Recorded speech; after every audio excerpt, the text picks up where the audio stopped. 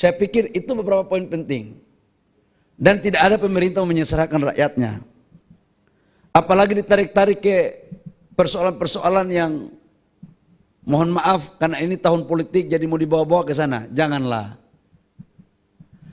Temuan saya sebagai tim, saya tahu siapa barang ini yang ikut main.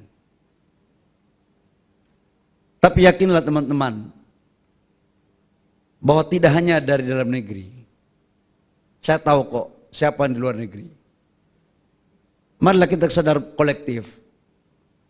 Setiap Kepri itu mau maju, setiap ada investasi besar, selalu saja ada yang menghalangi. Ada apa di balik ini semua? Jangan yang kita pertentangkan terus yang kemarin terjadi, tapi mari kita lihat bangsa ini secara baik. Ini sebagai renungan kita semua dan teman-teman media bisa mencerna itu dengan baik.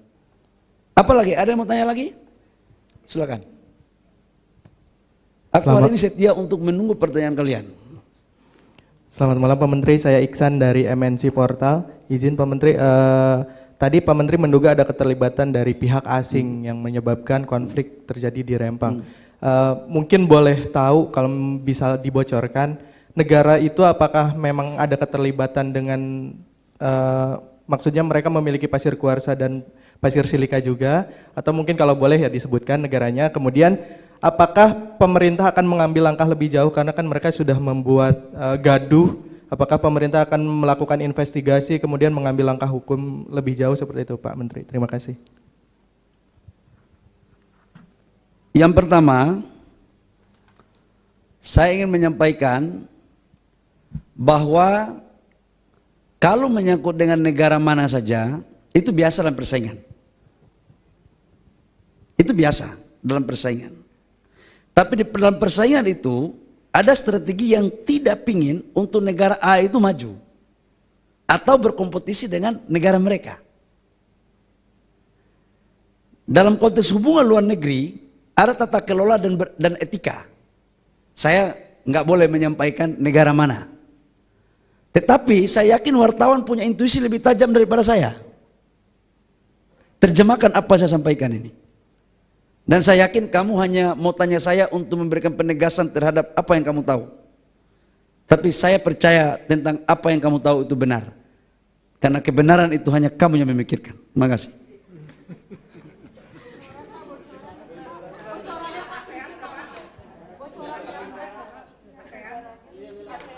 Ya, saya tidak mau sebut nama negara mana ya. Wilayahnya Pak, wilayah. Ya, tapi biasanya kalau di tetangga itu kan, kalau kita bersaing sama teman-teman sendiri kan, ya gitu deh. Ya. Pintarnya wartawan situ bisa tidak mungkin terpengaruh. Saya yakin kalian sudah paham dan kalian coba belajar sejarah bagaimana 2004 ketika Kepri itu mau dibangun. Bagaimana proses 2010 ketika ada investasi besar itu mau dibangun.